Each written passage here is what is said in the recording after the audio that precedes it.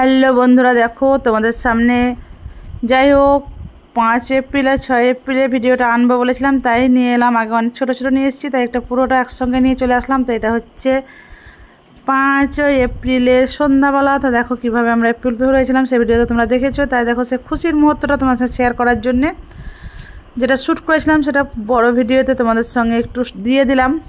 অনেক ছোট ছোট মুহূর্তগুলো তোমাদেরকে ছোট ছোট করে দিয়েছিলাম, তাই সবগুলো একসঙ্গে জয়েন করে যাতে করে তোমাদের সঙ্গে পুরো মুহূর্তটা তোমরা একসঙ্গে দেখে নিতে পারো। হয়তো ছোট ভিডিও সবার সামনে আসে না, এই হতে পারে। তো দেখো এটা হচ্ছে 6 তারিখে সকালবেলায় মর্নিং যাচ্ছে আমাদের শেউরানি, আমার মেয়ে আর আমার ছেলে গাড়িতে করে যাচ্ছে। তো কোথায় সেটা তো অবশ্যই দেখতে পাবা, ভিডিওতে দেখতে পাবা। পুরো ভিডিওটা ফলো করলে অবশ্যই দেখতে পাবা। তোরা বেরিয়ে পড়লো, রওনা হয়ে গেল। তো রওনা তো হয়ে গেল, যখন দেখেছি অনেক কিছু ছোট ছোট করে, তো সেটাকে বলেই দিই। তোরা রওনা হয়ে যাচ্ছে রামপুরহাট স্টেশন, কারণ আসছে আমাদের জামাই। তো অনেক ভিডিও দেখে নিয়েছো, তার মধ্যে যাই হোক বলেও দিলাম, কারণ পরে আসছে ভিডিওটা। যদি আগে আসতে তাহলে তোমাদেরকে বলতাম যে দেখতে থাকো, কিন্তু এর আগে তো ছোটো ছোটো অনেক ভিডিও চলে এসছে। আর দ্বিতীয় হচ্ছে গিয়ে যে সবগুলো একসঙ্গে মুহূর্তটা যে যাতে করে তোমরা সবটা একসঙ্গে দেখতে পারো, সেই জন্য সবটা একসঙ্গে ক্যাপচার করে দেখালাম।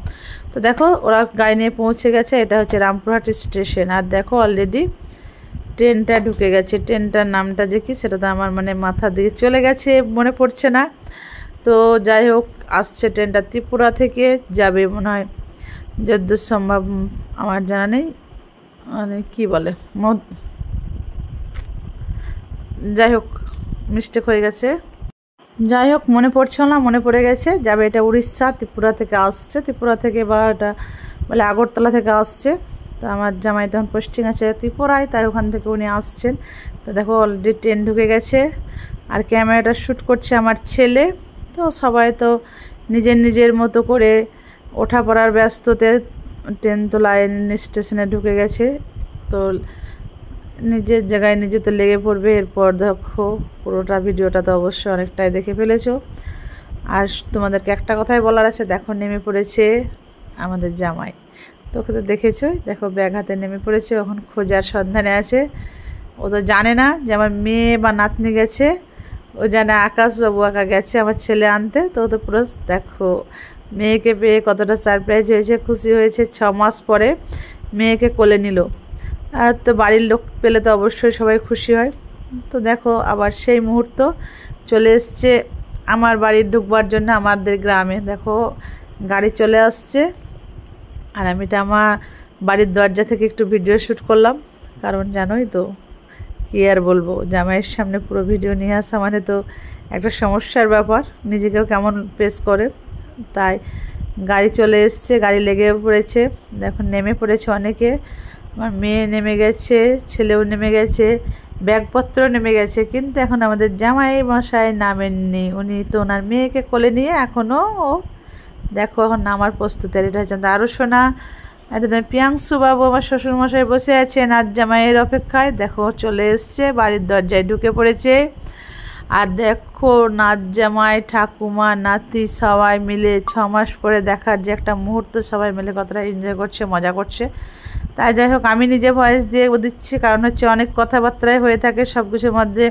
খুশির মুহূর্তেতে অনেক কিছুই আসে, সেটা আসা যায় না। তো এরপর আমি সব সেরে চলে আসলাম, স্নান করে আমি রেডি হয়ে গেলাম। তো এবার তো চলে আসবো, কী আছে দেখা যাক কোথায় যাই, ঠাকুর ঘরে। কারণ সব মুহূর্তের পরে ঠাকুর ঘরে আগে ঠাকুরের সেবাটা সেরে নেওয়ার পর বাদবাকি কাজ তো শুরু করব। এটা সে সকালের মুহূর্ত, সকাল থেকে চলে আসার পর যেগুলো সব কিছুই ছিল।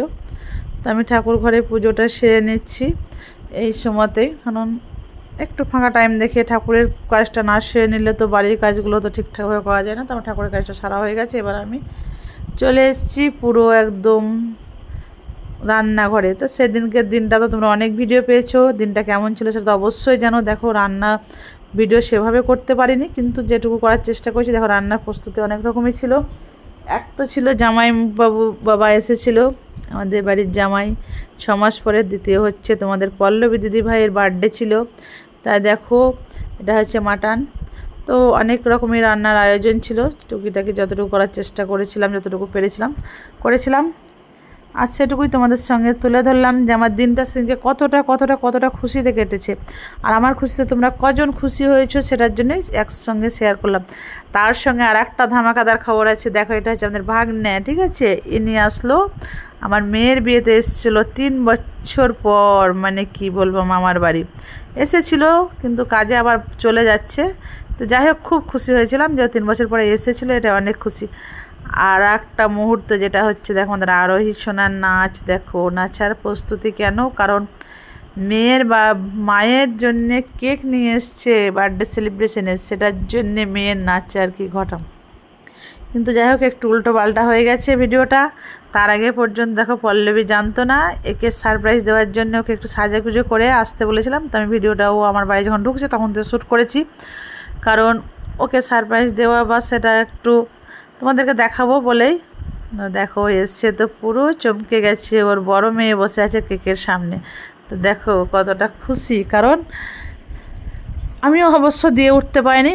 ওরও বিয়ে হয়ে গেল বিগত তোমার কত 12 বছর 13 বছর হয়ে গেছে বিয়ে হওয়া, কিন্তু সেভাবে ওকেও দিয়ে উঠতে পারিনি। তো এই বছর যাই হোক আমি যতটা পেরেছিলাম দুপুরে রান্নার চেষ্টা করেছিলাম, আর রাত্রেরটা চেষ্টা করেছে আমার মেয়ে, জামাই আর ছেলে, ওরা মিলে চেষ্টা করেছে যে কেকটা এনে যে সারপ্রাইজ দেবো কাকিমাকে, সেটাই ওরা প্রস্তুতি করেছে।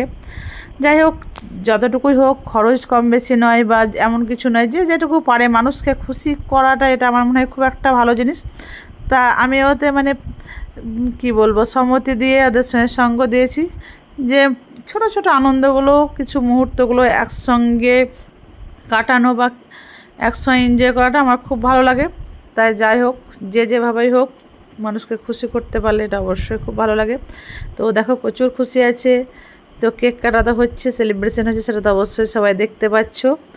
আর কার কেমন ভালো লেগেছে অবশ্যই জানাবা, আর আমার ফ্যামিলিটা কাকে কেমন লাগে সবাই অবশ্যই কমেন্টে জানাবা। আমি একটুকু দেখো সোশ্যাল মিডিয়ায় যতটা চলার চেষ্টা করি, ভাবি যে সোশ্যাল মিডিয়ার যে যা কিছু আমার পেজটাকে গ্রিন রাখবো, কিন্তু গ্রিন রাখাটা আমার অতটা গুরুত্বপূর্ণ নয়। ওটা গ্রিন থাক আর রেড থাক সেটা আমার কাছে অতটা কোনো ম্যাটার করে না, কিন্তু যা আমার যে এই পরিবারটা সেটা যেন সব কিছু যেন একদম একসঙ্গে, আমি যেন একটা যেন গাছের ছায়া হয়ে আমি এ বাড়ির বড় বউ, সেটার জন্য চেষ্টা করি যে সবকে এক সুতোর মধ্যে বেঁধে রেখে সবাইকে আমার পরিবারটাকে সবুজ করে রাখার চেষ্টা করি। তা জানি না তোমাদের আশীর্বাদে কতটা পারবো বা কতটা হবে সেটাও জানি না, কিন্তু চেষ্টা করি। কারণ যেহেতু বড় মানে হচ্ছে একটা বিশাল বড় দায়িত্ব, আমি নিজেকে বড় বলে এমন কিছু প্রমাণ করার চেষ্টা করছি না, ভগবান আমাকে দিয়েছে এটা, আর ভগবান আমাকে সে দায়িত্বটা দিয়ে পাঠিয়েছে সেটার জন্যে। তো দেখো সবশেষে যাই হোক আজকে খাওয়া দাওয়ার পালা, আর খাওয়া দাওয়ার বিরিয়ানি পার্টি হচ্ছে, পার্টিটা দিয়েছে আমাদের পল্লবী ম্যাডাম যার বার্থডে, সেই দিয়েছে সবশেষে বিরিয়ানি পার্টি।